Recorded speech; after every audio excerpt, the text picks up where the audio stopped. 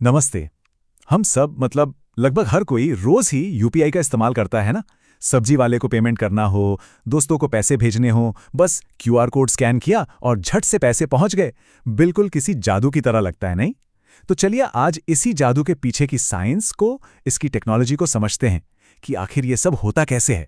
तो सबसे बड़ा सवाल यही है, जब कोई क्यूआर कोड स्कैन होता है या किसी को पैसे भेजे जाते हैं, तो वो पैसा पलक झपकते ही एकदम इंस्टेंटली दूसरे के अकाउंट में पहुंच कैसे जाता है? भाई पैसा हवा में तो उड़कर नहीं जाता, राइट? तो फिर ये होता कैसे है? चलिए आज पैसे के इस पूरे सफर को जरा करीब से देखते हैं। अच्छा, इसको समझने के लिए सबसे पहले ये जानना जरूरी है कि यूपीआई ने आखिर किस बड़ी प्रॉब्लम को सॉल्व किया। ये जो इंस्टेंट मनी ट्रांसफर का आइडिया है, ये आया कहां से? जरा आप पुराने दिन याद कीजिए। जब पैसे भेजने होते थे तो क्या क्या नहीं चाहिए होता था? अकाउंट नंबर, आईएफएससी कोड, पूरा नाम, बैंक का नाम, ब्रांच का नाम, लंबी लिस्ट होती थी। और फिर एनईएफटी या आईएमपीएस जैसे तरीकों में टाइम भी लगता था और गलती होने का चांस भी बना रहता था। पर यूपीआई ने तो पूरी गेम ही बदल दी। अब बस एक वर्चुअल आईडी या कह लें एक क्यूआर कोड और बस काम हो गया। कितना सिंपल है।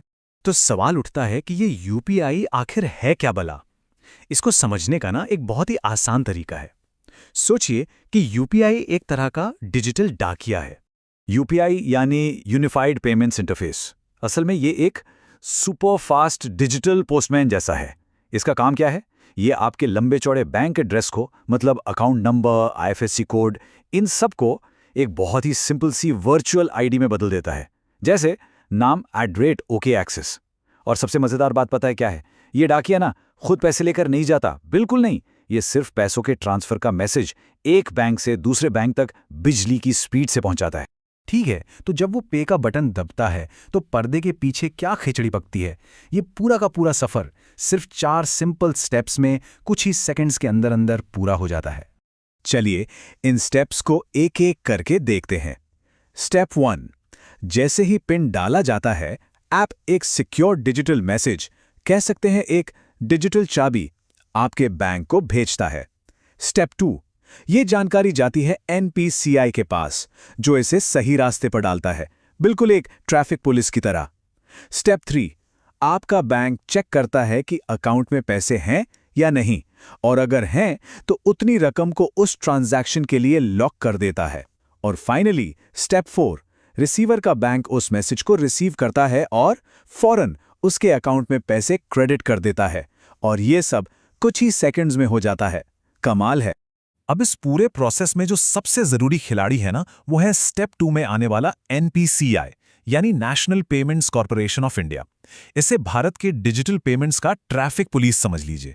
इसका काम यही है कि लाखों करोड़ों ट्रांजैक्शंस का डेटा बिना किसी गड़बड़ी के एकदम सही सलामत भेजने वाले बैंक से पाने वाले बैंक तक पहुंच जाए।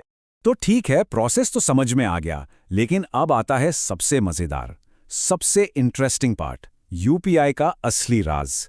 एक ऐसी बात जो शायद बहुत से लोगों को नहीं पता होगी। एक सवाल है, क्या ऐसा लगता है कि जब पैसे भेजे जाते हैं तो सच में नोटों की गड्डी आपके बैंक से निकलकर दूसरे बैंक में तुरंत पहुंच जाती है? क्या वाकई ऐसा होता है? तो इसका सीधा सा जवाब है नहीं, बिल्कुल नहीं। असल में जब पेमेंट होती है तो फिजिकली कोई पैसा आपके बैंक से तुरंत नहीं निकलता। तो फिर ये जादू होता कैसे है? तो फिर आखिर होता क्या है? देखिए, जब वो सक्सेस का मैसेज आता है ना, तो वो बस एक डिजिटल एंट्री होती है। ये एक तरह का वादा है कि हाँ, पैसे मिल जाएंगे। असली पैसों का जो लेन देन है, जो हिसाब किताब है, वो बैंकों के बीच दिन के आखिर में होता है। बैंक आपस में देखते हैं कि दिन भर में किसे कितना देना है और किससे कितना लेना है, और फिर वो सिर्फ नेट अमाउंट, जो बचा हुआ डिफरेंस है, सिर्फ उसी का लेन देन करते हैं। लेकिन हम सब के लिए ये एक्सपीरियंस बिल्कुल इंस्टेंट रहता है। यही तो इसकी खूबसूरती है। अब इतनी तेजी और इतनी आसानी के बाद मन में एक सवाल तो जरूर आता है, सिक्योरिटी का। आखिर ये यूपीआई इतना सेफ, इतना सिक्योर कैसे है? इसकी सिक्योरिटी है 2 लेयर वाली, जिसे कहते हैं 2 फैक्टर ऑथेंटिकेशन। इसे खोलने के लिए एक नहीं बल्कि 2 चाबियों की जरूरत पड़ती है। पहली चाबी वो है आपका फोन, जिसमें वो सिम कार्ड है जो बैंक से लिंक्ड है। और दूसरी चाबी वो है यूपीआई पिन, जो सिर्फ और सिर्फ आपको पता है। किसी भी ट्रांजैक्शन को पूरा करने के लिए इन दोनों का होना कंपलसरी है और यही चीज़ इसे बहुत ज़्यादा सिक्योर बनाती है। और हाँ, एक सबसे ज़रूरी बात इसे हमेशा याद रखना है, जैसे गांठ बांध लीजिए कि पैसा रिसीव करने के लिए, मतलब जब कोई आपको पैसा भेज रहा हो तो आपको कभी भी यूपीआई पिन डालने की ज़रूरत नहीं पड़ती, कभी नहीं। पिन का इस्तेमाल सिर्फ और सिर्फ पैसे भेजने के लिए होता है। अगर कोई पैसे भेजने के बहाने से पिन डालने को कहे तो तुरंत सावधान हो जाइए, ये एक फ्रॉड हो सकता है। यूपीआई कितना बड़ा सक्सेस है इसका अंदाजा इसी बात से लगाया जा सकता है कि ये टेक्नोलॉजी अब पूरी दुनिया में फेमस हो चुकी है।